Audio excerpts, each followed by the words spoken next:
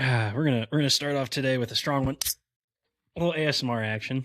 Of course, you opened yours before we started. In any case, um, yes, developing hurricanes. I think we're on episode 22 or 23 now. We're chugging along. Literally. Yeah, maybe the next one we do should. I've had people ask for the next one to be live, so they could like ask questions while we're doing it, and we can do that. And I think it'd be fun. It would be a good precursor to the eventual draft stream in June when that happens. So that'd be good. I also think by the next time we do this, I'll be back home for the summer, so I'll have to figure all that fun stuff out. But in any case, welcome back to Developing Hurricanes. I want to hear what your intro was. What it was going to be. Oh, I had no intro. Like, so peeling back the curtain to the the tracking the storm days. I came up with those on the cuff. Oh, nice. That was just straight off the rip, and most of the time you could tell like it was based off of like a current event. But like, this is like such a niche show to where like I feel like I can't like because usually I was able to like come up with like something like based off of what the Hurricanes had done recently, right? Yeah. But I'm not gonna be like, hey, that Bradley Nadeau guy, like, how you do that for any show? That is true. I kind of forgot that the last like long form talking thing that you had was like actual Hurricanes related and not just prospect related. Yeah, it was a weird pivot for me. I won't lie. To do full NHL or full prospects? Full NHL. Okay, I was like, because like for the longest time I just did prospects. I didn't really cover the Canes at all. Yeah. Like I found my niche. Like I did Canes like at the start, transitioned into prospects, and we're getting into the freaking weeds here already, man. But like transitioned to doing prospects full time, then like dabbled in doing Cane stuff with tracking the storm, but it was mostly prospects. Yeah, that was me. I got like right when high school was ending, I needed something to do, so I started doing stuff with Cardiac Cane just like out of the gate. And that's where I don't remember what I did, but we first started talking because I don't know if it was like Anthony Honka was like one of the first Discord that I had for a little bit.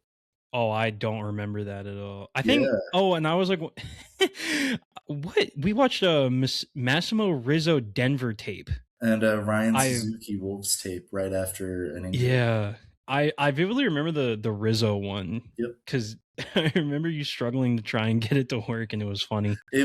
Streaming did not work, and that laptop has since kicked the bucket. So.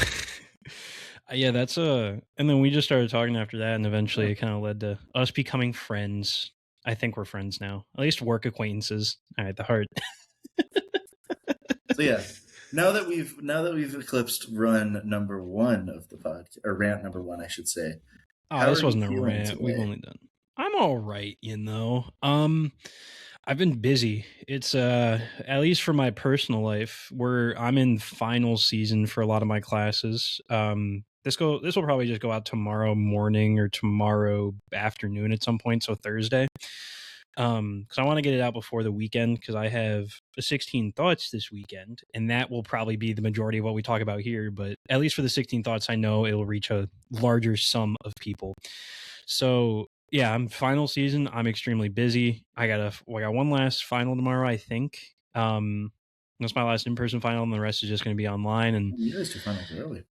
Yeah, I still work. I got radio station stuff that I do a lot, and then I'll move back home in the next few weeks, hopefully, and go to summer jobs, take classes, get ready to graduate, which is terrifying. When do you graduate? Do you graduate this summer? This fall. The fall will be my last semester of college, and then I'll move on to being an adult, and that's a little terrifying. Savor it. Yeah, I know. But I mean, at least right now, it's been a lot more just schoolwork, because the prospects, we're slowly getting to the end of the season. Tuesday was the first day without a Canes prospect game in a long time. probably since sometime during the Olympic break or international break for European and Russian guys. So it's been a while, and it sucked, quite frankly. I like waking up in the morning and having something to look forward to for prospects. Like today, we had Stanislav Yarovoy and Alexander Suryatsky, who played a VHL hockey game for the first time this season in a playoff game, and now we have a game 7 to look forward to on Friday. It's kind of sucks because I hate the end of the season. But at that same point, I get like a nice week, 2-week break, and then I have to go right back at it with recaps, draft stuff, continuing following Russian news and just information to see what's happening with some of these guys. And I The have a season note on never that as well. But truly ends. you mainly get like a 2-week break, and then you're like, yep, right back to the grindstone, buddy. You're going right back in. But it'll be nice to have that little tiny little break and see what I can make of it, and it'll be good. Obviously the Hurricanes are in the playoffs. That's kind of fun. The only prospect that I still technically call a prospect because that's my child. Even though he is older than me. And why are you looking at me like I'm a psycho? I don't know who you're talking about, truly. Alexander Nikishin, because it's still it is his rookie year. So my prospect rules are very confusing. I'm trying to adopt the 5 years post draft. So when you get to 23, if you turn 23 in the season, that will count, and I'll just cover it through the end of the year. Or if you turn 24 in season, normally that's kind of okay as well. Or if you're overseas guy coming over and you are, let's say, 23 turning 24, like your first season I will still cover because you are a rookie. So that's it gets confusing, but like the that's Nystroms of the world. Yeah, Joel Nystrom, to me, is a prospect for this year, but after this year, he's completely graduated. Same with Alexander Nikishin. And there's probably somebody else that I'm forgetting off the top of my head that is graduating prospect status, but that was going to be a whole post I did later in the summer. But no, I think he's 22. Yeah, I think he's 22. So I still got one more. But I kind of forgot to ask, how's your life going, Matt? You know, I had a coworker that used to say like that he felt like he was Ray Lewis on the goal line with 5 seconds left. Like, you know, like just like it is all on him. There's so much stress. You have to make the play, otherwise it's over. And I know what he means now. Yeah, you Shout out Jordan, by the way. Apparently doing great things.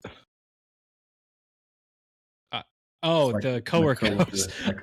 I was very confused there. He is definitely not listening to this podcast. He has been to a total of 1 hockey game in his life. Hey, those are the cool people. Yeah. That was a really fun. I have a friend who I met through working at the radio station who went to game 2, and the texts that I received from that were just some of the most spectacular things I've ever seen in my life. And he's a big hockey fan. Who went to that game. Apparently, the dude in front of him had the largest head he's ever seen. He was like, "I can't see a damn thing." Yeah, as long as it wasn't my friend, we're okay. No, but I'll show you the picture later. It is quite the melon. All right. But yeah, it's all kind of coming to a head at this point in the season. But of course, there's obviously stuff to talk about. Maybe one day I'll also figure out like an actual intro to get. Oh my God, is there a? No, it's okay. You can keep talking. I'm sorry, the cat's just trying to break down the damn door. Okay. So my point was that I eventually one day need to actually get an intro for this, so it's not really me trying to awkwardly figure something out or springing something on Matt. But for right now, it'll just be me awkwardly coming up with something. I will mention, we just did in passing, we are going to do a draft stream again. It was a lot of fun last year, and I think it'll be a lot of fun again this year. Obviously, the Canes are going to have a late pick, but again, it'll probably be the same reaction where we're getting close, trade back, and we're just defeated because we spent 3.5-4 hours. There's going to be another There Or do you definitely mean will be, Murtka especially moment? this year. I think there will definitely be a Murtka esque reaction, Yeah. and it'll be okay. But yeah, I'm we're gonna actually do very that again excited. this Like, year. I've blocked out time for it. Like, I'm very. Yeah, that'll It be was a lot of fun. fun last year. I'm looking forward to it again. Yeah. I want that. That is a big one. Uh, I've thought about doing what was it a Wolves like playoff game watch along because I think that would also be kind of fun, especially now that I actually have flow hockey and I don't have to just watch one of the worst streams I've ever seen in my life that just has a constant buzzing in my headphones and is I want to just give it 144p for this resolution. It was one of the worst things I've ever watched, but it got me through over a year of watching Wolves hockey, so I give it credit. I'm thinking about doing that. Obviously, we'll try and do a Developing Hurricanes episode live because they are fun. I think doing live stuff is something that is incredibly enjoyable and it's very good for us to connect and like talk more openly and like Yeah. answer very specific questions, which we do ask for a lot because we want to make sure people are informed. So when we have guys like Ronan Seeley or Felix Ungersora make NHL debuts at the end of the year, you aren't just utterly confused on what's happening. And that's the cool thing. I think, like, I have to shout out the work that you do. Like, for a second, I did this on Twitter as well. But like the like, yes, the fan that's not on social media is going to be like, who the hell are these people? But like, a growing number of the fan base is now going to know, hey, Ronan Seeley is a really cool story. This guy's been in the league for a while, and like, yeah, they're going to get that stuff on the broadcast too, but they know about him ahead of time because of the work that you do. The Yeah. team has only started really earnestly covering the prospects with Walt's monthly column, and I don't think Seeley gets mentioned because he's not that flashy of a player. So like, the work you do is important. Now, I do greatly appreciate that. I do have to give an apology to Ronan Seeley because I kind of thought he was 24. He's 23, and I did not realize. So that is my apologies. I did not. So he's pretty young because he's technically 6 years post draft. The COVID years still mess me up a good amount.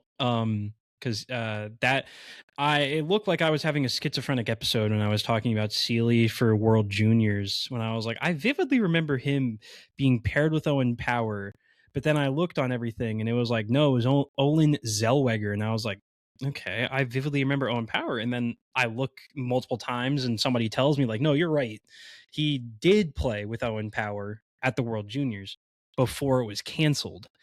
And I went, Yeah, that's right. He oh, played. He played at the like weird canceled World Juniors. That's right. yes. Because I think they tried to do it at one point and then they were like, it's not going to work. And Like, so they moved it every to team caught August. COVID like right Yeah. So they moved it to August. And that Seeley went back and his partner was Olin Zellweger instead of Owen Power. which was cool because they were teammates with Everett.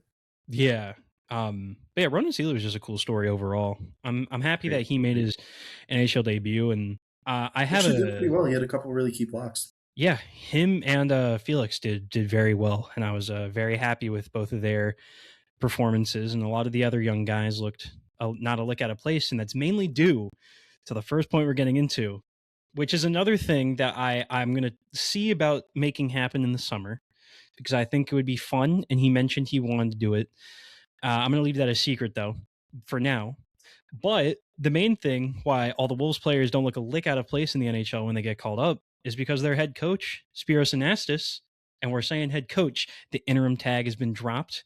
He will be the head coach of the Chicago Wolves for at least 26, 27 is what they said in the press release. They didn't say it was like a extension longer than that. But I mean, I've talked with people about Spiros, and I've obviously talked with Spiros about Spiros because we've talked with him before. Mhm. And the players obviously have a lot of respect for him. They love him from what you can see. The video today, he's getting an entire like bath from all the players on the ice right after practice after he gets announced. The players love the guy, and it's very easy to see why. He's down to earth. He's like a player's coach. He knows players, and his style of play is very energetic. It's very fun. It gets players to work to their strengths, and he's done great work development. He's done great work getting guys ready. Even when he was an assistant coach, his main area of expertise was the penalty kill, and the Wolves have had one of the best penalty kills in the AHL over the past few years. So this was, to me, a very obvious no-brainer that he should be the full-time head coach just because of what he's done. But I'm glad to see it happen before the playoffs. Yeah, and I think it's important. Like, it gives the team some stability. Like they know, hey, this is the guy that's going to be carrying the division this year. I also think like it is so important to have a coach that you like playing for. Yes. Why have the Hurricanes been successful? Big Rod Rod. Brind'Amour is one of the best coaches to play for in the league. So, I really think that Spiros gets maybe not the same level. Like it's hard to be like the Rod Brind'Amour level, but like his vision aligns with what the Canes want, and he's able to get the most out of his players. I mean, like you look at the injuries that the Canes have had this year, that obviously directly affects the Wolves. I mean, we talked about that like when we interviewed him. He's like, you've got to be prepared for that, and like they have trotted out some power of friendship ass lineups this year because they have been missing a lot of players, and the fact that they've been able to do so well really is impressive because he's, a first-year head coach that got thrown into it in the middle of a season while his team was doing admittedly pretty well. Yeah. Obviously they went through a tough patch there at the end, but like every team goes through that, and like you mentioned the Canes had call-ups that didn't look out of place.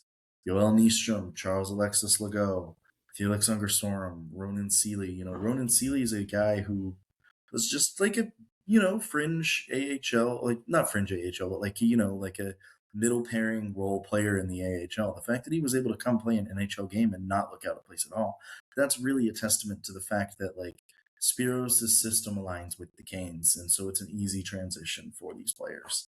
Yeah, and the same thing with like, I completely forgot that Dominic Fensore also got NHL games this year. And last year, yeah, and he didn't look out of place either, and that was another big thing because he's a slightly smaller statured defenseman, and he's going to come in, look pretty good in his roles, and you're like, wow, that's insanely impressive. So it was easy for me to see that Spiros was going to keep the job, and I'm very glad he did. Good human being. Also, Yes. like that part, I think about the episode we did with him a lot just because, my God, he was super easy to talk to, super nice to talk to, super friendly, just an all around good just person. And you can kind of feel that. And Spiros, if you're listening to this, because we know everybody from the Canes obviously listens to this thing. Every single person. Every single person. Eric Tulsky has this as his lullaby. Yeah. Right. Okay, I might cut that. Our soothing, dulcet tones here. Spiros, I hope that you and the Scoop Squad were able to get some ice cream with that now head coach. 100%. Oh my God. That and a couple more Gatorade Zeros. That's true, yeah. Oh. And I think it's funny because whenever we talk to them, you could kind of just feel some of the same Brind'Amour mannerisms as well. And that also translates to the gym. Every time I listen to the Wolves broadcast and Jason Shaver and Billy Gardner, almost got their names mixed up, they'll talk about him and they just say he's a gym rat as well. Mm-hmm. And I'm like, yeah, okay. Well, I'm glad the organization just loves fitness overall. I think that's kind of funny. Yeah. But yeah, we're just very happy to see it, obviously, and I think it's going to be really good. He's done great work with the Wolves, and that's kind of where we're going for the next point. This is probably going to be very shoddily put together. I'm glad I said that word, not the other word. That starts with SH, but has a few different vowels mixed in. What I wanted to do that I sprung kind of right before we started, as I was going through my little checklist of things I wanted to do, was kind of what they do for NHL awards with certain things. I want to do it for the Wolves players, and I guess mainly the Wolves prospects, but if there's a Wolves player that deserves it a little bit more, then we'll kind of just give it to him. So what award do we want to start with first? Do we want to do, because I do want to save Hart for last, because that, even though I kind of feel like we're going to have the exact same answer. We could do let's do, I guess the main ones are what, Selke, whatever the defenseman one is. You could each still split it into two for Norris and the defensive one, because I know people like doing that. Let's do that. Let's do Wolves, Selke, Norris, defensive guy, and the MVP. What do we want to start with? So we'll do the Selke best defensive forward for the Wolves first. However, I do need to pull up their roster because I'm probably going to be missing a lot of their guys. Yeah, I feel as if there's one prospect name that sticks out to me the most, and then two non-prospects that also stick out. But I have one in mind, but I don't know. He hasn't played recently, so I kind of wonder if that's going to play into it. But if I'm giving out a Wolves Selke, if it's going to a prospect or just the guy I think probably deserves it, mine's going to Justin Robida. I did actually think about Bradley Nadeau for this, and I made it a very large point to talk about. But if you told me about 365 days ago that Bradley Nadeau is going to be a top penalty killer for the Chicago Wolves, Yeah.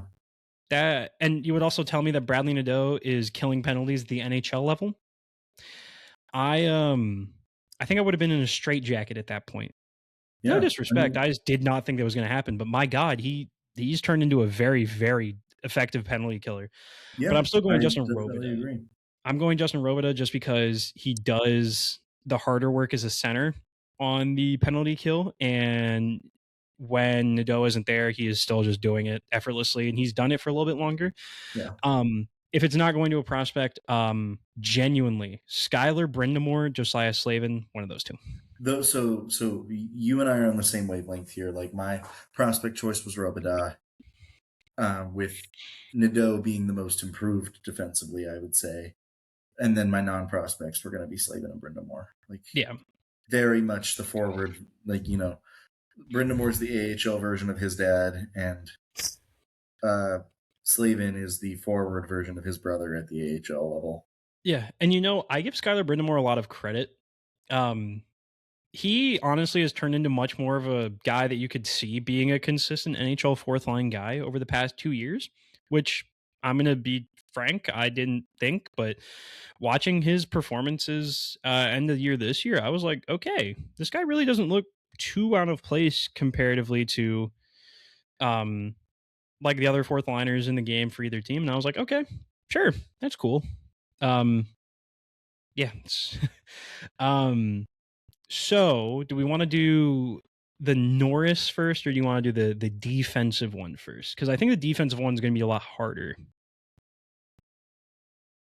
When you say defensive one, do you mean top defensive defenseman? Yeah. Okay, so Norris is going for me to Fensore. He led the team. Yeah, once. that's Fensore, or sneakily enough, Ronan Seeley. He does power play work in Chicago. Yeah, I mean, I was gonna say that I would throw Seeley in as the probably defensive defenseman of the year. I have a different answer. What'd you say? I have a different answer for defensive. Well, like, I would say Legault, but he only played 24 games. Okay, well, that was my different answer, but I did not realize the number was that low. But then I remember he did slice his hand open crazy style. Yeah, he missed like a lot of time. Like, had he played more, I would say, yeah, but like, Seeley's just been steady Eddie for that team. Well, his name's Ronan, not Eddie.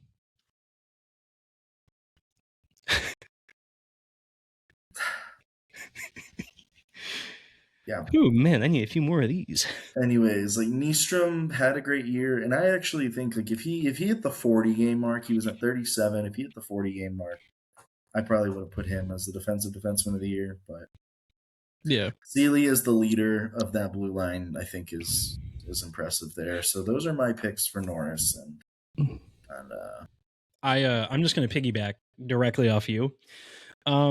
Yusuf Alamaki would probably get mine if we're talking non-prospect, even though I also don't consider Fensore a non-prospect anymore for the Norris. He missed a lot of games too, though.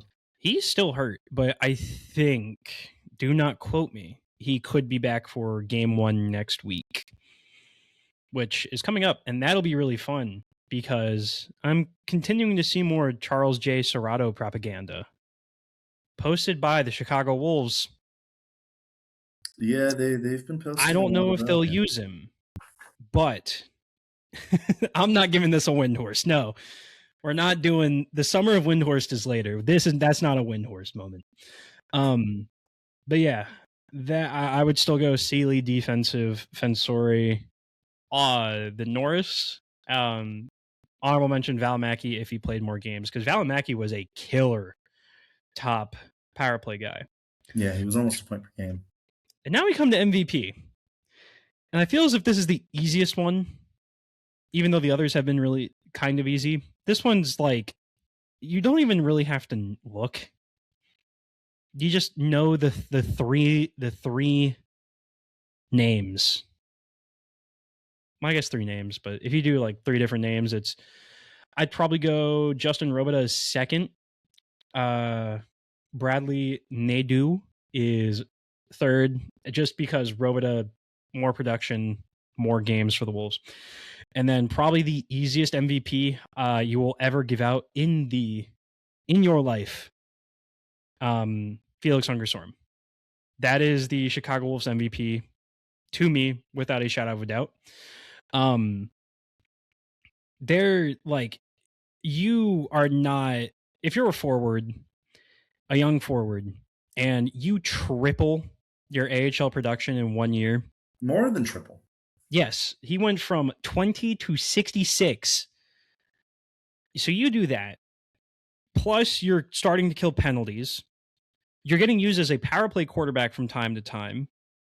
You're the most consistent player on that team on a night in, night out basis, because he played every single game while still making his NHL debut, which if you look at that stretch of games, oh my God, how did he do it?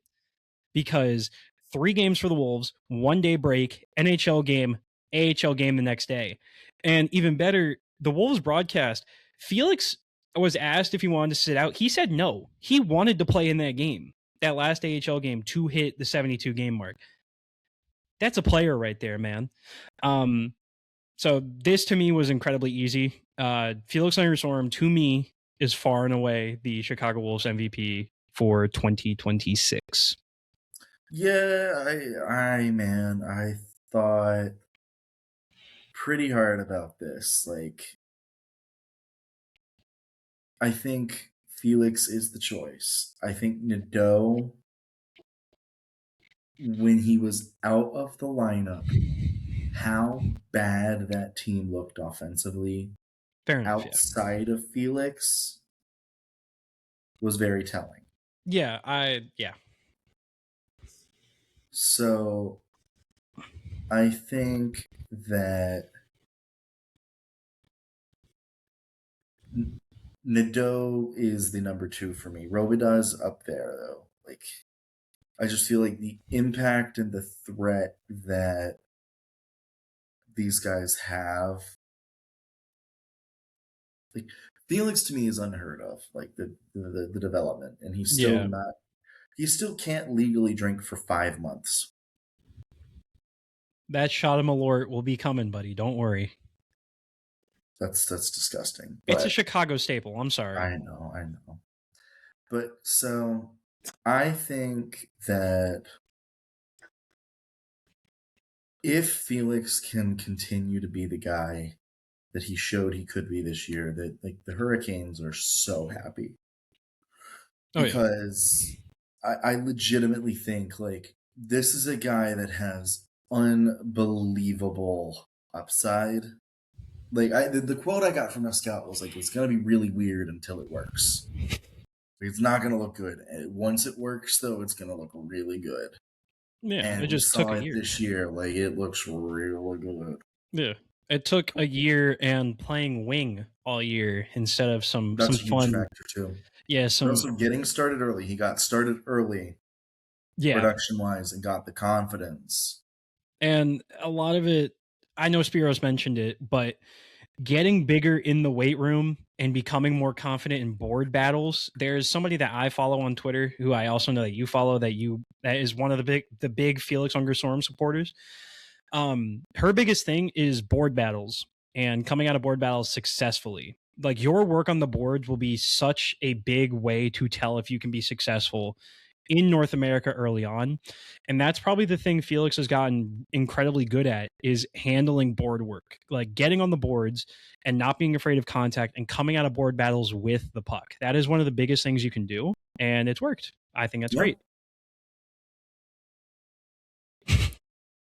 Yes. Yeah. Okay. So Well, yeah, yeah.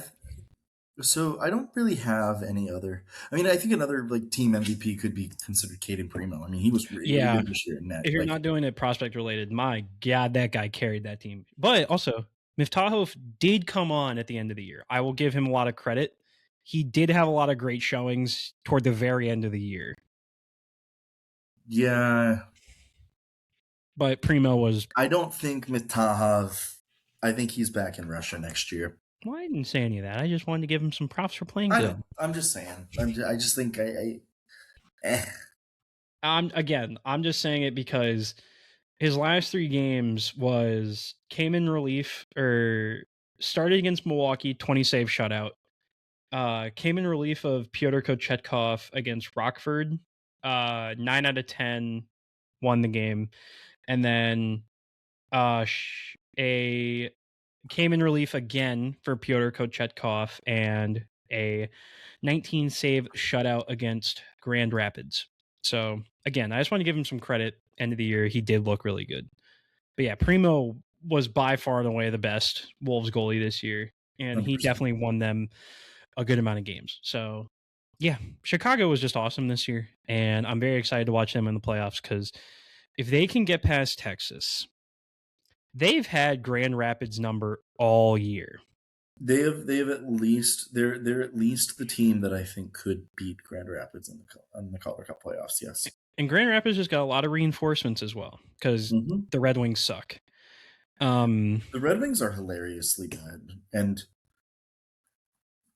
I don't want to talk crap. But the Ice are playing. It's working successfully if you're another team in the Atlantic or the Eastern Conference. Yeah. But this Wolves team is really good, and I think this Wolves team could escape the Central. Yeah. That is kind of what I'm leaning toward. 2 guys that might be Wolves next year that are already in North America. We're not doing speculative talk at this moment in time. We will in a minute, but not right now. 2 guys from the Greensboro Gargoyles who were Hurricanes draft picks. Now, let's just call a spade here. The Greensboro Gargoyles, man, it was a franchise to watch play hockey this year. It was one of the franchises of all time. And I knew it was going to be rough. No matter what, a first-year ECHL franchise, it's rough, because nobody knows the ownership yet. Nobody knows coaching staffs. It's just going to be rough. Man, I really didn't expect it to be this rough. 2 goalies that one didn't even have North American experience coming into this year. The other was not spectacular in the AHL last year. And it just kind of went not great. But I'm going to preface this by saying the 2 Canes drafted guys were probably the 2 bright spots on that team this past season. I'm going to start with the goalie, because I am going to be very truthful here. Not proud of it, man enough to say it. I watched one singular Greensboro Gargoyles game this year. And that is one more than I watched. Yeah, but you don't cover prospects anymore. Well, you do sometimes whenever I'm out doing something. Normally it's nothing important. But the one game I got to watch of Ruslan Hajayev, I came away thinking, man, how bad is this team? Because I'm watching highlight reel saves every 5 minutes. I'm watching extreme athleticism. I'm watching good movement. I'm watching better technical ability. And I'm like, man, this team must really stink. I know Hajayev's counting stats for the ECHL look ugly. Do not get me wrong. a 3.52 goals against, and a 894 save percentage. Not great. I have an incredibly fun stat for you right now. I'm all for fun. I'm fun. Since February 1st, Ruslan Hazayev has started 19 games. Okay. How many games did he face less than 30 shots? 0 is my guess.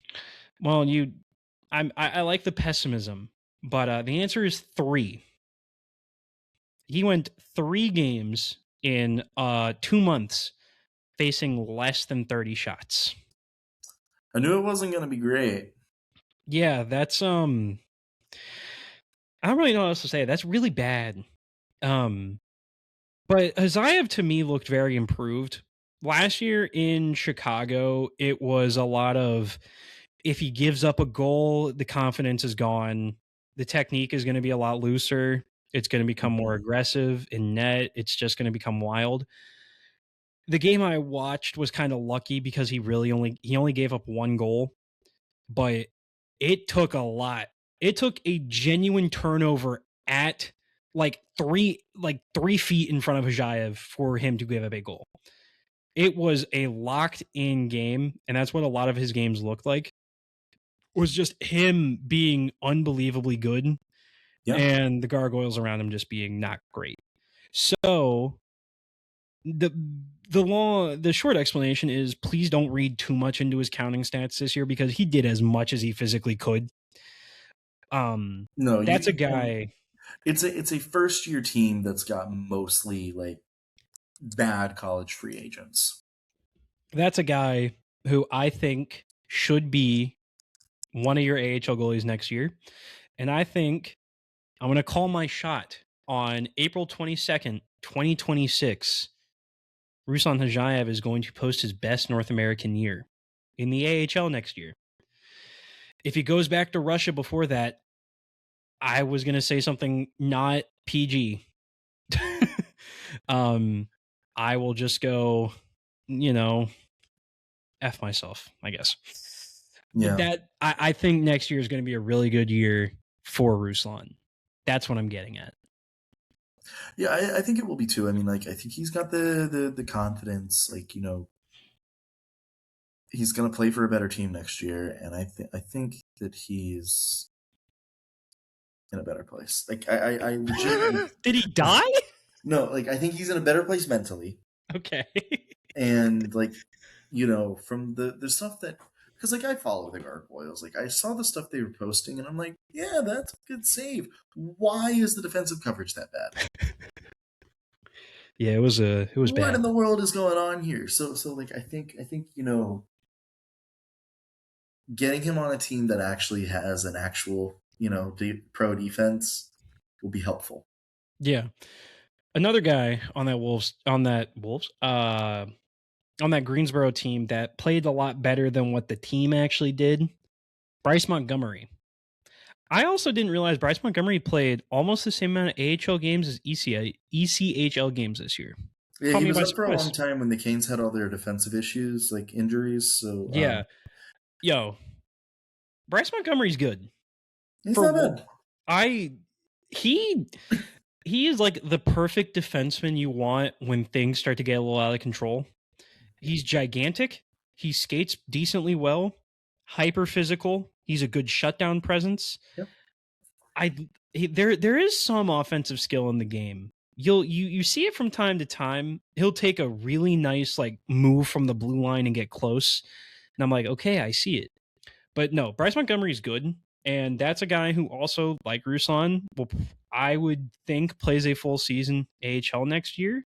I at least hope so, because I think he has more than earned a full-time AHL role because he's looked really good at the AHL level. I still wish the Canes drafted his brother. Yeah, as soon as I started talking about Bryce last time, you were like, man, his brother. And I was like, all right, man, I get it. His brother's good. Did you see his first AHL goal? I know he's a good player. I watched some Wisconsin games this year. Still did like dusting a veteran AHL defenseman for to get a breakaway on his own. and scores. Like he's going to be really good. I legitimately think he has an NHL future.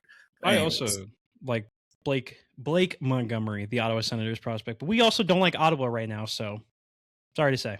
I can still like Blake. Blake, you're a great kid, and I wish nothing but the best for you because I know you're absolutely Bryce, listening your to this. family's really cool. Like all the Canes players and brass too. I know the Ottawa Senators are locked into this podcast as well.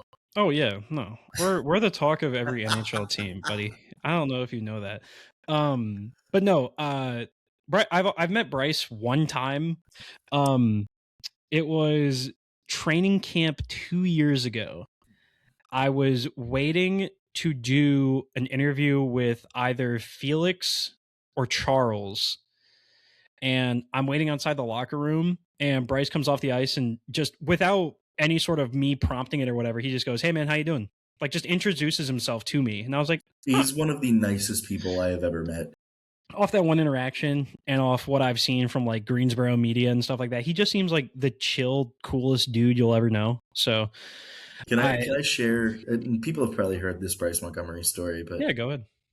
when I was still Canes prospects, I interviewed him for a post. I forget where. I don't know if it was It's out Canes there somewhere. Country or if it was still on the old blog. But anyways, I asked him what his goal song would be, and he. Now keep in mind, this was I'm pretty sure still during COVID, so like it had to be over the phone. Mm. So I he did not know who I was. He just was like, this is a reporter, so he's probably older, and was like, well, you probably don't know who this artist is, but his name is Pop Smoke. I'd probably pick something from him. And I was like, buddy, I graduated from college a year ago. I know who Pop Smoke is. And he laughed and he was like, oh man, like I'm sorry. No, and I joked with him. I was like, listen, like I probably sound old as crap over the phone. Oh, good save. Yeah, that was a good save. Thank you. But no, so when we got to go to Dev Camp, or like Prospect Showcase, and I actually got to like interview the players again, I came up to him and was like, hey Bryce, I still know who Pop Smoke is, and like he laughed about that and dapped me up, and so like it was a funny moment, but so yeah, Oh. that's my story. That's my story. You're good. I was gonna piggyback off that and just do the prospects kind of have the same reaction because like the first time I ever spoke with like Bradley Nadeau or anybody in his family, they kind of just looked at me like, "Wait, you?" And I was Yeah, like, like a lot of people "Yeah, don't realize that, I'm like because I'm they're used to hockey young-ish." media being older, like just because that's what they've been around, and like No, new the work that you age. do is professional grade work. Yeah, new age people are young. What is that for? Sorry, it's a. I'm saying what I can't say what I want to say, but But nah, it like that was funny. It was the same thing with like a lot of just the younger guys because yeah. um they expect like Pierre LeBrun age or Frank Saravalli where you're 40 or 50 and you're fully gray hair. They expect that, not you know like slightly. I'm gonna call myself slightly overweight, 6'2" kid that looks like he's anywhere between 19 and 30. Well, and I mean, you also don't ask questions like, "Hey, how's it feel to play for this team that you've played for your whole life?" And No, you have I'm absolutely asking, definitely not played for that whole team for your whole life. dude, I'm asking them like, what did you work on in the summer? What are you like trying to improve on? What's your gas station order? Yeah, like you're I'm asking stealing that them. goal song one now, though, buddy. That's Yeah, no, mine. listen, and some players give boring ass answers. Like David Cotton, gonna call him out. He's like, I don't know, probably country. I'm from Texas, and I was like, come on, man, like give me something here. Be the Charles Alexis Legault where he talks about Celine Dion Yeah, and gets man, like laughed at. listen, a Celine Dion song after a Charles Alexis Legault song would be very Oh, cool. Would be so cool. my heart will go on is Celine Dion, right? Yes, that would Dude, be. Oh, that'd be Unbelievable. sick. Allstate Arena or Lenovo, and all you hear is Just Celine like Dion absolutely belting. blaring that song. All right. That would be good. But yeah, I completely understand. Like, I also really like how this was about Ruslan and Bryce, and we ended up no, but like, this is our thing. This is our shtick. our gimmick is that we go hilariously off topic. All right, so I think we should move on because I don't want to talk about the Greensboro Gargoyles anymore. They have sick jerseys though. I'll give them credit for They that. do have sick jerseys. I'll give them that. They go hard, but the Yeah. team. It was maybe better next year. That's what we're gonna hope for here. I will hope for. Next up, let's do let's get the Windhorst fingers out, even though they're not coming to North America. They're just prospect move in general. So the 16 Thoughts post that I have coming out on Saturday was originally titled "The Summer of Windhorst," and I went much more in depth on things than I should have, and I quickly went, I'm going to take it back and wait, and I scaled it back. I didn't talk about what I talked about in full depth anymore. So, but we're going to whip out the Windhorst here, the Brian Windhorst. I also have some Canes Windhorsts ready to go. I need KHL free agency and some other free agencies to move a little bit quicker, but I have them ready. Prospect moves that are related to their career and not currently Canes prospects. We're going to start with Andrei Krutov. Came out recently that Amer wants to make the move for him permanent and stop the loan, but he will still be an Amer player. Good move, in my opinion. Amer is getting a new coaching staff, I think. Alex Galchenyuk Sr. was fired. Yep, Alex Galchenyuk's dad was coaching Alex Galchenyuk for Amer in the KHL.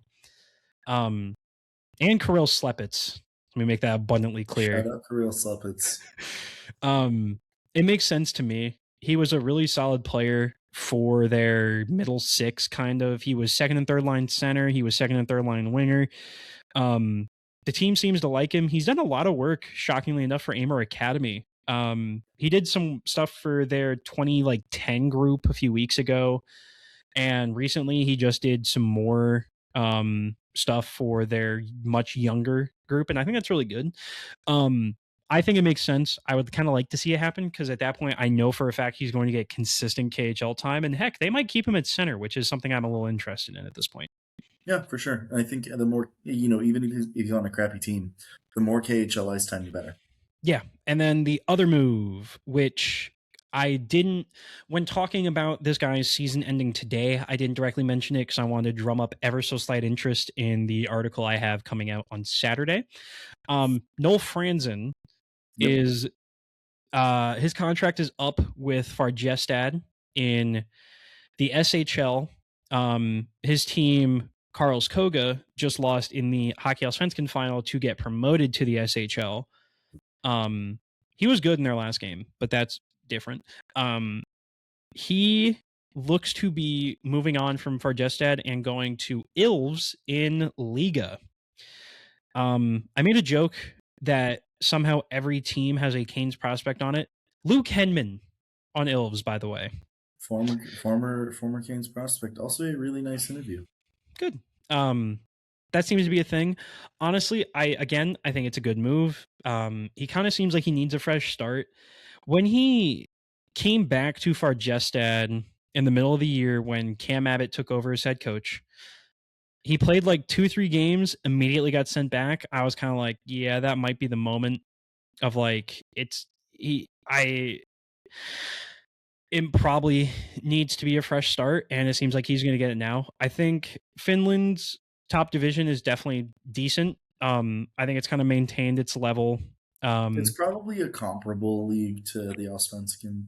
Yeah, and I think it'll be good because I do think Finland, their style of hockey is slightly different than the SHL. So a little more offense, yeah. I was going to say, if you think of guys like Anthony Honka, who had a good amount of success in Liga, guys like Alexei Haimosalmi, who had a good amount of offensive success in Liga, I think Noah Franzen could fit that really well. So that's kind of what I'm thinking here. For sure. Okay. I didn't know if you had anything there. No, I mean we just kind of talked about. Yeah, it's a good move. I'm a fan. Yeah. That's kind of the nice part. Most prospect moves now are kind of good. We haven't really had a prospect move that's kind of left us like scratching our head, like, why would you do that? At least in I my can think of tenure, one. I can't. The only one I thought of was Alexander Rykov from last year re-signing with Tractor because that didn't work well Nikita this year. But Artimonov this year. ooh, well, now to be fair, there was a lot of stuff with Artemonov that I've made. I've said before, you need like you need a 2 to 4 page double spaced APA sourced essay to understand. Only two to I'm not four. I'm not writing that. Yeah, only two Oh, to I four. was gonna I'm say. not writing that. Buddy, somebody else can. But I'm not doing it. There was a lot that went into Artemonov season that just man, that'll be something to kind of keep your eye out, I guess. I Yeah, haven't seen anything recently about it. Right now is kind of a we dead period in the probably won't till KHL. KHL free agency. That's kind of the thing with the KHL right now is it's just playoffs and not much else. Not really a lot of news coming out or anything like that. Yep. Um, and to be fair, the Canes still have a good amount of guys playing meaningful playoff hockey, so that's good. That's just kind of nice. Um, let's move on. The JPs, college hockey. Um, to the shock of nobody, Michael Emerson is going back to Merrimack for his senior season. Hey, but again, salute to Michael Emerson. Helped the team win the Hockey East and made the tournament this year. That is pretty cool. Yep. Which JP would you like to tackle first? So I think we should talk about Justin Poirier because him transferring, he was a guy that I was thinking like, man, like he could sign if he had a fully healthy year. Yeah. He did not. So rumor has it, I believe that he's transferring to Wisconsin, and he hasn't officially like entered There. the Ooh, portal man. yet. I think Yeah. So because he's hurt. what? Yeah. What I've like read, I'm trying to read as much as humanly possible in the off season. That's also very nice because my brain gets a good workout. He is going to enter the portal, not Porter. Thinking of Porter Martone. Who's the greatest hockey player of all time? I don't know how. He's just the greatest ever. Move over Wayne Gretzky. Move over playoff Logan Stankoven. Porter Martone. He will enter the portal or has entered the portal, but he recently underwent hip surgery, which also hope he gets better. That is no hockey player should go through hip surgery because hip surgery is also just painful. Anything hip related is just incredibly painful, and it does suck to see, especially for a guy at such a young age. He's not even 20 until September. Yep. So it does just stink. I think right now the big rumor is Big Ten, which you can say a lot, but if you are a college hockey player, the Big Ten is the best conference you can play in. On a If you week, want to put up a ton of points, if you want to win, then you go to Denver. okay, if you want to win a national championship, you go to Denver every couple years. If you want to play the best hockey week in, week out against tough comp, you go to the Big Ten, in my opinion. I think the Yeah, Big Big Ten or Hockey Ten East for sure. I think Big Ten's taken over at this point. Penn State's poured a ton of money into their program. Michigan State will always be tough. Wisconsin's incredibly good. They're getting better. Ohio State was decent this year. Like it was Minnesota is always pretty solid. Minnesota's reloading too. That's is a cool one. So the big it especially with how much talent Maine lost. I looked and they lost 5 of their top 10 point producers to just graduating or transferring, and then another draft pick in Luke Coughlin, who's a Florida Panthers draft pick, also transferred out. So I think it'll be fine. I really just want to see him healthy more than anything else at this point because hip We won't injuries see are him at Dev Camp this summer. no. I think you're going to see a lot of fun people at Dev Camp, though. I will say that. No, I know, but like I'm just trying to give teasers, for man. fans that are looking to like oh, like will we see Justin Poirier? Like he's not going to be healthy by the time Dev Camp rolls around. No, He and may like show up to like rehab and work out and just like, but this is probably his second dev camp, third. So there's Yeah, no point. one with There's no point in him Jakar. coming again because it's mostly just with What rookies. was he here last year? Yeah, Oh, I'm. he was going to the queue. Yeah, I remember it. Oh, I must have. Why did my camera? Okay, I And then now misremember Jaden things. Perron. Yes, Jaden Prawn. Early in, like right after Michigan lost, I was reading a lot, and it kind of seemed like Perron was going to move on. Yeah, like Scott Wheeler said, like, oh, he should be ready to sign an NHL contract. And I was like, okay. And then I kept reading from Michigan people. It was kind of like, it seems like, especially the way Bob, I'm not going to pronounce his last name. I mess it up every time. Bob Naruto. All right. I his comments kind of made it seem like it looked like he was going to move on, but with it being a few weeks later, I kind of think he's going back for his senior season, and I'm not. I think he could have signed this year and it would have been fine because he did have a good year. He was on a really good team and he was a very important player for them. I think going back gives him the opportunity to replicate that success and show that he's ready for higher levels. Obviously, you do run the risk of losing his rights because he will be a senior. But at that same point, you see what he does development wise, and you go from there. Yeah, I mean, I think we saw the player that he could be this year. And I think that with Perron, I want to see one more year of him consistently doing this. Because, like, this was a really good year from him. Don't get me wrong. This was a really good year. Like, he was dominant, really good in transition, really good with the puck on his stick. That's great, but it was 1 year. Give him another year to dominate the NCAA because he's coming off of 2 pretty mediocre years where he didn't really develop much. Yeah. So I want to see 1 good year from him again. And it's fine. Like, I know Canes fans are like, oh, what if he doesn't sign? What if he doesn't sign? I'm like, ultimately it's fine. Like, the Canes draft well enough to where they can replace a Jaden Perron at some point. But like, giving him that other year gives you the opportunity as a team to be like, hey, is this kid legit or not? Was this a one-off? Yeah. And he did have a lot of good development this year. I will give him a lot of credit for becoming better. He also had a lot of talent to work with. So I do think he was but like overall good. I think you saw the individual skill, especially at the end of the year. That was lacking when he was playing with North Dakota. End of the year was like a big time. Like the goal he scored in the championship game, yes, and the goal he scored in the Frozen Four. A lot of just the skill of like I can take over games when I need to, and I want to see that be a lot more consistent, not just at the end of the year. So I do get it. Yeah. All right, that is all the points that I had written down. Now we get to questions because we keep asking for them because I think it is good to answer questions that people have because I think it is important to get that information to them. Maybe this time I'll like chop up the answers that we give and reply to the people. Wouldn't that be cool? That would be neat. That would be a lot of work for you. I've started to do it for the radio station anyways, and it's not horrible, especially on a computer. I think it'll be a lot easier than doing it on a phone because I hate Apple's software for it. It's so dumb. I'm just going to go in the way that I have them pulled up here. First from Dale Chisholm. Do you think Frolov is the real deal? And if so, when will he see him? Hashtag sound the siren.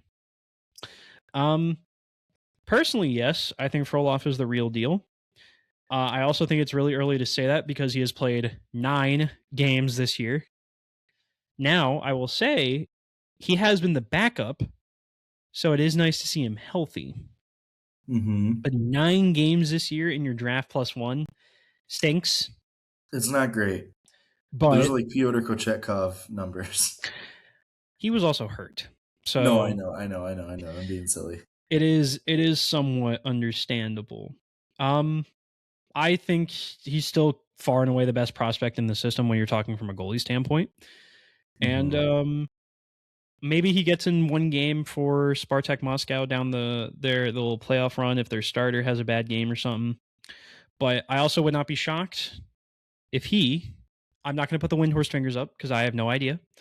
I also would not be shocked if you see him in Raleigh-Durham, North Carolina, or I guess Morrisville for development camp. For a love? Yeah. No, I think it would be important for him to get like extra ice time, just in general. Like as long as that gentleman has his visa working. Yeah, like he missed so much time this year that I actually think a second dev camp would be beneficial for him. I think it makes a lot of sense for him. So yeah, that's why I said it. I like Frolov a lot. But this is a loss. We can call this a lost season. Like it is way too early to determine anything. Like, we know nothing more than we did about him at the draft, in my opinion.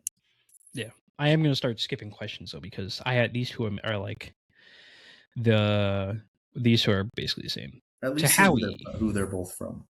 Sean and Eric, but I'm going to leave those also kind of towards the end because they're both related. So I want to, and they're ones I want to leave toward the end anyways. To Howie, over under on how many picks the Canes get after trading down 10 times. Hey man, right now they have what, 4 picks? Yeah, they got a first, fourth, and 2 sixths. I'm gonna set the over under on selections they make on draft day at 6.5. I was gonna say 6.5 is where I was going here. I think there's a very real chance you see more than 6. I think there's a very real chance you see 6. That's kind of where I see it. Yeah, the first round pick is as good as traded. Yeah, that thing's been gone for a while. Yeah, you are moving that for 2 seconds, and then one of those seconds is getting moved for maybe a later second and a third. Yeah, we're still going to be live on day 1, though. Yeah, we are going to be live because I think it was fun reacting to the first round moves, and maybe we'll actually see a trade for the first time. I'm going to stand up and clap when I see Gleb the second get taken, if he gets taken in the first round. But anyways, I legitimately think the Canes make about 6 picks. Yeah. I'm not saying the other number, and that's stupid meme that I don't understand. I'm not drunk enough to do it. I'm old. Very cool, man. Out of all the prospects with expiring contracts, which ones do you think have the best shot to sign ELCs? Fun question. So this year is John. Oh wait, do we mean expiring contracts as in like? Expiring Euro contracts or like expiring rights? So the way he worded it makes me think it's just. I mean, we can Euros. If we're talking guys that have their rights expire this summer, the answer is a big fat 0. Fat 0. Like it's Juntorp, and Windhorst. Juntorp is playing Swedish third-tier hockey. Simon Forsmark is extended until 2029. Yeah, and Windhorst, like, the Canes can just do better than him. Okay, I didn't say that. I just said,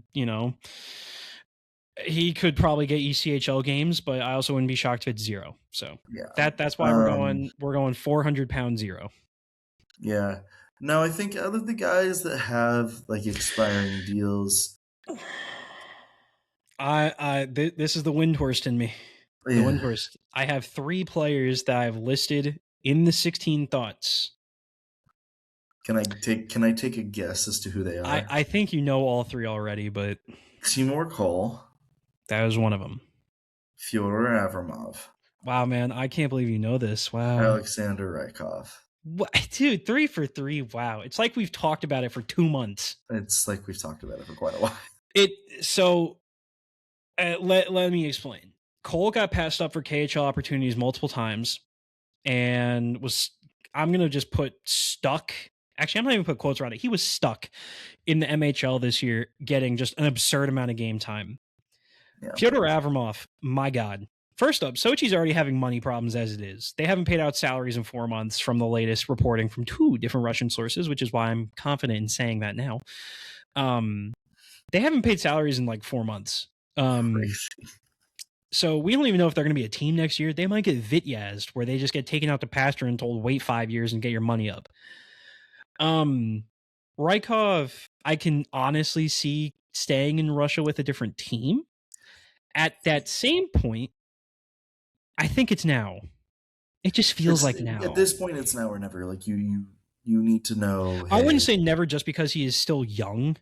Like, he's 20. He is 3 years post-draft, and he is still 20 years old. Sure, but I think, like, at this point, like, what is another year in Russia really going to show you? To me, it makes logical sense. This is your time to come to North America. To me, anyways. So that's where the summer of Windhorst is coming into play. Those are 3 guys I can see doing it. I'm going to be very clear. I have no sources. I got nothing. I read way too much Russian newspapers. Sport Express, Match TV, Daria Tuboltsova, Alexei Shevchenko, who actually follows me on Twitter, follows the Canes Prospect account on Twitter. Incredibly funny. Arthur Kyrulin and Mikhail Zilsis. I read all of them. They are probably the best Russian people for information. That's kind of where I'm sourcing it all from.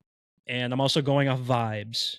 And I've been burned before. I don't want people to take my word as truth. I'm also saying this. Russian papers reported last year that Stanislav Yarvoy is going to sign his entry-level contract. Right. That one hurt. And he signed for like 3 years too. Dos. It was only 2. So yeah, again, be very cautious, and I could be very wrong, but I'm gonna Windhorst those 3 names as guys I could potentially see coming to North America. Yeah. Like, we've already seen Charlie Serrato sign. Well, he's on a PTO. He still hasn't signed his ELC, but ELC's coming. He's probably just focused on getting healthy. I was going to say, he can't go back to Penn State now because it's professional and not amateur. So, correct. I'm trying to think of anybody else. I do know I've seen in the tea leaves. I'm not going to say that. We're going to be careful and protect Nick's future. We don't. Okay. Let's go to Lil Sebastian, because I actually like this question. From Lil Sebastian, any future net front studs, guys good at tipping, garbage goals, or just too big to move out from in front of the crease? You ever heard of Charles Serrato? He's 6 feet tall. He's not like huge, but yeah. But I'm talking about the good at tipping and garbage goals. Yeah, I mean, he's great around the crease, but like that's the thing that the Hurricanes are very much still lacking. Yeah. Avramov? That, yeah, 6'3", 200 pounds. That fine gentleman. Avramov is their one power forward prospect that I'm like, and that's why we Windhorst. Avramov, yeah. If we're talking about guys that just kind of do dirty work, Serrato, which is kind of cool. One thing that I don't think we mentioned, I believe his contract is up, is Paravolov. Yeah. He's 22.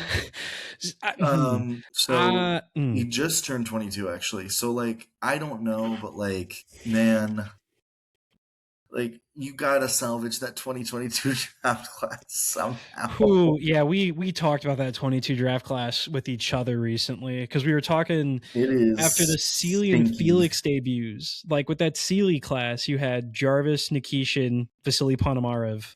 I almost said RIP, but he's not dead. He is just playing for Avangard Omsk. The 24 class, you've already seen good returns, and you will see better returns over time. Yeah, that 22 class. Well, even 2021, you have Jackson Blake, like Scott Morrow played NHL games, Ville Koivunen. Ville. Like, Ville hasn't played for you, like, as you being the Hurricanes. But he did get you Jake Gensel. Yeah. We don't need to talk about what happened after the fact there. But the 2022 class is Gleb. Okay, hold on. Let's not write off Gleb too soon here. No, he's okay, by the way. only Dude, player in that entire class that has played a professional game for the Carolina Hurricanes organization I'm also 4 years removed from that draft. speaking of Mr. Trikozov, I'm happy he's healthy Sure, me too. But because like no, I'm saying that once because again, oh, let me reiterate, you made 7 picks in that draft. Now granted, all of them were 60 or later. still second round picks. 160, 1 second round pick, 1/3, 2/4, fifth, sixth, seventh. Yeah. Not one other player has played a pro game. Yeah. So it's ugly, is what I'm trying to say. You can't hurt me. I'm still holding out Gleb. I'm still No, going I to hold didn't. This hope. wasn't a slight against Gleb. You know, people think I hate him. I don't. Yeah, I'm gonna It's hold just out hope. stinky that nobody else has played pro games. Yes, I'm not denying that. So that and to morph that question into like because I kind of saw like the dirty work guys to go for guys that you want to have playing for your team in the playoffs because they're just going to be the most quote unquote ratty players, the annoying guys, the players that have that dog in them. Charles J. Serrata, and I'm putting Ivan in that category. He takes over the line far too often, but it's Rabkin there. feels like he would be like I want to see him play against Brady Kachuk so badly Buddy, I cannot wait to because I see him think go he would against make the what's left Stars. of Brady Kachuk's brain just absolutely melt. I can't wait to see him play against the Stars next week. Because the playoff Ryabkin you saw in the queue was still a physical freak and only got suspended technically twice. He was a you know what head. Yeah. And he's been, and we'll talk about Ryabkin a little bit more because we got a question about him, but man, I'm intrigued. Let's do Drew McDowell, who I guess we can kind of loop in with the other question. Actually, there's 2 of these that we'll talk about here because they're actually kind of the exact same thing. Over the past 3 years, we've drafted 15 Russians. Which of them have the best shot at making to the NHL, and when is their ETA? When is their ETA when factoring in KHL contracts? If we're talking about best shot to make the NHL, development plays a long way. If I'm looking at it right now, I'm still taking high floor Nikita Artemonov in like 5 years. 5 years might be long.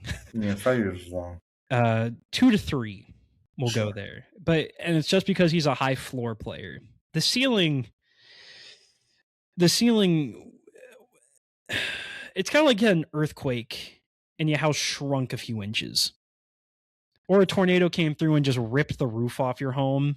Yeah. And you had to go to like a high school fire sale and just get like a low roof to put over your home. Man. I think Timur Cole has a very good chance to play at least like some NHL games because he feels like a Charles Alexis Legault. Yeah. Maybe not like the toughness, but like the guy that can just like be a steady defenseman. That can talk a bit. I will say the benefit to Timur Cole is that he has a good amount of power play experience at this point. The offensive traits developed. Huge. He's only 6'4". Come on. Taller than I am. People are going to want me to say Kurbin Limitov. I want to see more development, but Kurbin is an absolute wild card to me. If he hits, man, you're talking about a fun NHL player. Yeah. And the first NHL player from Dagestan. It's true. We're rooting for that. Like even Avramov has a chance as like a power forward type. I said it last time we recorded. Alexander Rykov, he has the traits of prototypical bottom 6. Yeah, if again, like you know, like a lot of the Russian guys are ifs, but like I would even throw in. I mean, Rabkin's a Russian. We'll consider him there. Like he's probably the highest upside of any guy that we have.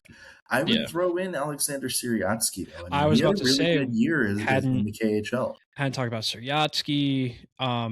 I think Andrei Krutov, kind of depending on what happens with him over the next year or two. I mean, Semyon Frolov, if he develops correctly. Right. Frolov's the big one, right? Yeah, Frolov's the guy, like, again, if he hits, you're talking about a high 1B, probably. Somebody like because we ever answered the question, is Pyotr Kochetkov a true number one goalie? Have we ever answered that question definitively? The answer is no. Okay, so you could definitely see a Pyotr Kochetkov like goalie with Semyon Frolov, and you're never going to complain about having those. That's, I guess, kind of the thing with having so many Russians, is that development's their biggest thing. And I know it's kind of weird not to have control over it. And you still kind of don't have control over it when they're in North America, because you're not going to an OHL team and telling them how to develop Philip Ekberg. You're not going to a college team and telling them how to develop a player. You're just hoping. But yeah, I will say though, when it comes to dev camp, you might see some new faces. I'm going to leave it at that. Related to that is Svetch37. Will the Canes draft philosophy change anytime soon in terms of drafting Russians? Obviously, in the Don Waddell, Eric Tulsky era, we've hit on Kochetkov, Nikishin, and seen guys like Trikozov, Hazayev come to North America, but there's still a lot more Russians whose development is stalling because of the KHL stigma. No, the philosophy is not going to change, because the Russian thing is still one of the most prevalent. The Russian stigma, is that what I want to call it? The Russian factor. There's a bias for sure that teams have. It was last year. They were talking about goalies, and they were talking about Andreyanov and Frolov. There was a direct quote from an NHL scout or GM that said, man, he'd be my number one goalie, but he's Russian. You can't do that, man. And if you do that, I think the Canes are going to try and get the value from the higher potential guy and just take it, and not going to worry about the fact they're in Russia. Yeah, so I think it's less of a Russian, like, yes, they take Russian players, but it's because so many teams draft the CHL and USA We're not doing this players rant again. first. We're not doing this rant again. No, it's not a rant. It's just a fact. I just remember the Vigo Nordland. No. I'm not going into that. So, like, Okay.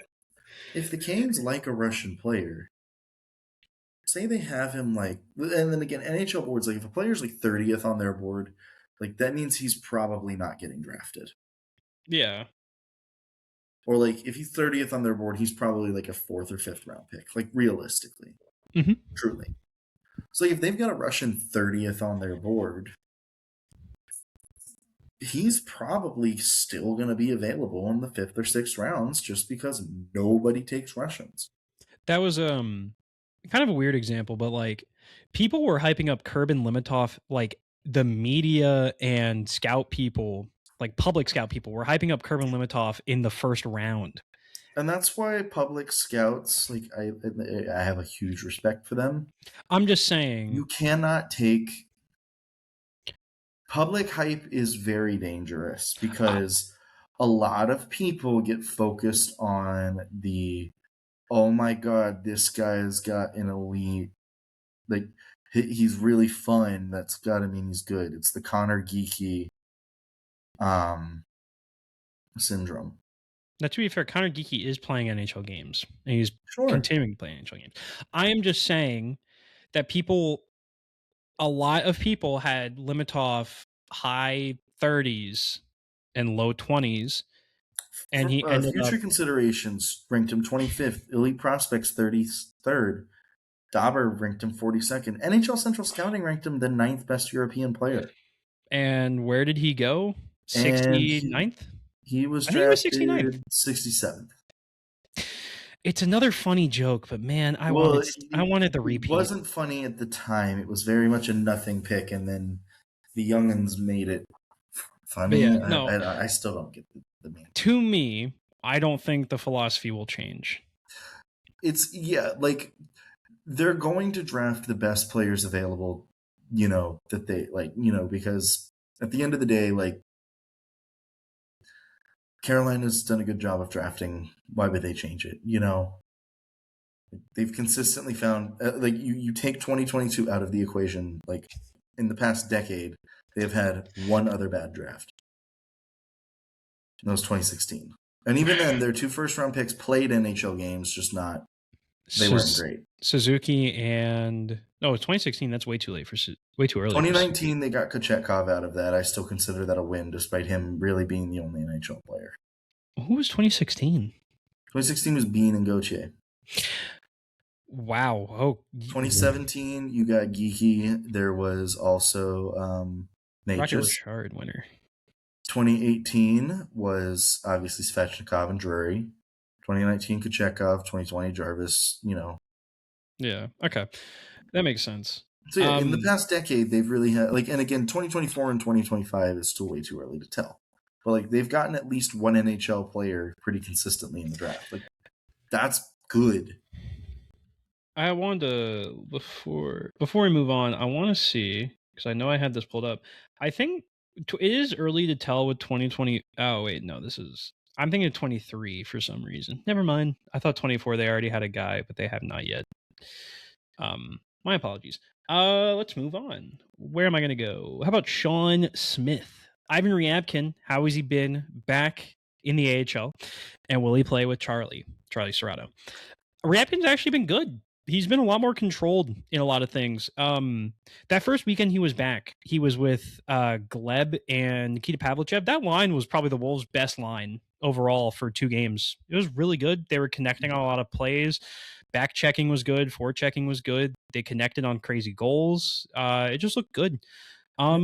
He's also, I think the most important thing, the discipline has gotten much better. That was only 2 penalties in those 6 games. That's good comparatively to what it was at the beginning of the year. That's very good. He's still playing physical. He injured one of the Grand Rapids players early in one of those games on just a normal check. It's been much better comparatively to the start of his year, and that's kind of what you thought was going to happen when going to the Q. You're going to give him a lot of the offensive confidence back. He was hopefully going to get reined in a little. Probably didn't happen because the discipline at the QMJHL level, because he's probably never going to play another QMJHL game, but he is suspended for 3 games. So,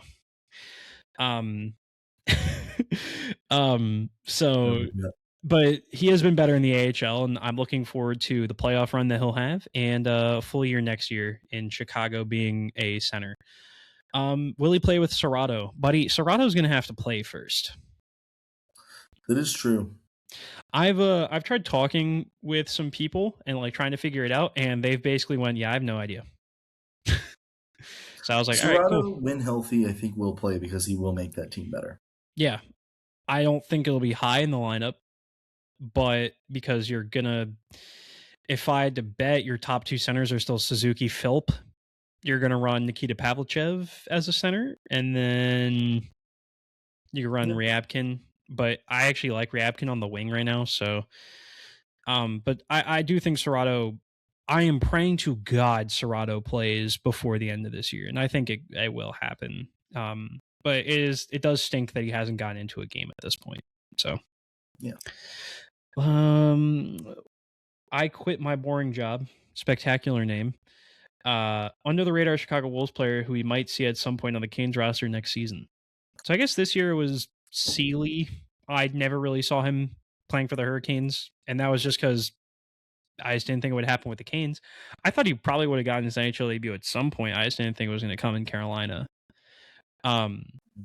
Felix was one that kind of just, I think there was always in the back of my mind, he is going to play NHL games. This year kind of just was yeah, it's more confident. If we're talking about under the radar guys, we did this last time where we did 2 years from now. Look like a chipmunk with that face. Sorry. The front teeth were just bulging out. I was going to say, I think the only under the radar player I could see is maybe Badinka. That was going to be my answer. Badinka's kind of the guy. I think Ryabkin needs more seasoning and a good amount. I'm still going to root for Gleb because I still think the player is there. It's hidden behind injuries, but yeah. That's probably going to be my answer is Yeah, like I I'm looking at think the rest of the guys that like haven't made their debuts yet, and it's just a lot of vets. And I'm not really like yeah. jazzed about that. And then the last question is technically two, but they're basically the same. Eric D. Cox says seem pretty sure some of the guys in the AHL are caught in the logjam and have no chance of making the Canes next fall. Who goes first? And then Sean Barron asks, what do you think happens with Nadeau and Ungersorum next year without a clear spot for both of them, and arguably both being NHL quality or potential if they get more time up with the Canes? I hate talking about this stuff because I'm always a guy that wants to see prospects play for the team that drafted them. And since we're Canes guys, I want to see these guys play for the Hurricanes. But I also have a realistic brain that goes, man, the Canes have a lot of their wingers locked up long term. All of their second line is locked up long term, or at least like for the next 2 years. Svechnikov and Jarvis are locked up long term. Carrier. Aho. Robinson's got 3 years left after this year. Martinook still here long term. Yeah, it does stink. I think if those players are ready, the Canes will make space for them. Yeah, I was gonna say that. Like, here's the thing, man. I love these bottom sixers. People get attached to them. Bradley Nadeau and Felix Ungersorum are not drinking age yet. Yeah, like you've got time still for them. Like now, do I think it's time for Bradley Nadeau to be an NHL player Yes. full time? Yeah. Felix, I think you said it last time. Starts the year in the AHL, we'll go from there because that's a guy. If he like out of the gate month in dominates, have that conversation. Well, and I think you have the conversation about Nadeau too, because like if both of them have a great camp, Rod Brindamore is going to put them on the team. Yeah. So, because like here's the thing, like yes, the Hurricanes have Nick Delorier and Mark Jankowski as the only forwards on expiring deals. They are going to find a way to improve that roster, and likely what they're going to have to do is either trade from their prospect pool or trade from said roster to make it happen. Yeah. Yeah, I don't know. I make it a point to try not to talk about guys that people want to trade just because they have a logjam. So it's never been my thing to say, oh, this guy could be traded, because I can't do that. So that's, if they're good enough, they'll make it, because players with their talent don't get left off NHL rosters that often. Yeah, that sounds right. Double check what I said. I didn't get a verbal response. No, you're absolutely right. I believe that's all the questions, because I have accidentally stopped using Blue Sky. I didn't realize Jalen Chatfield had another year on his deal. I thought he was a free agent this year. Man.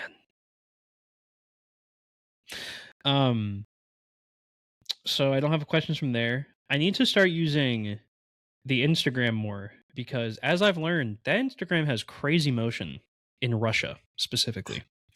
That's the only social media they have access to.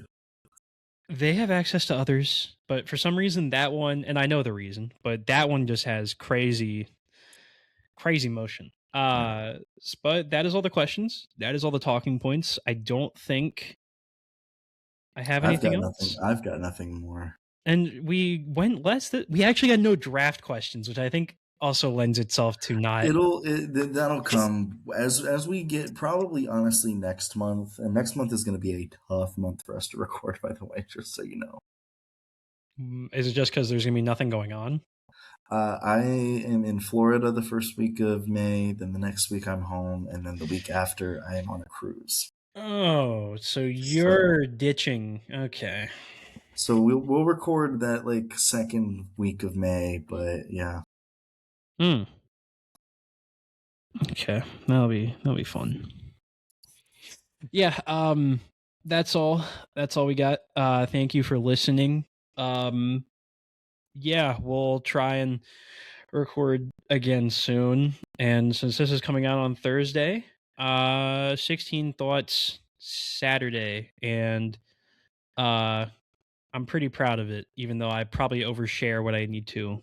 So, And then I'll have a 16 thoughts out, I'm sure, at some point because wow, I'm you're copying? copying, but also I have not written for Substack in quite a while, so I need to get I on did that. notice that. So, all right. Thank you for listening, and we will see you next time. Peace.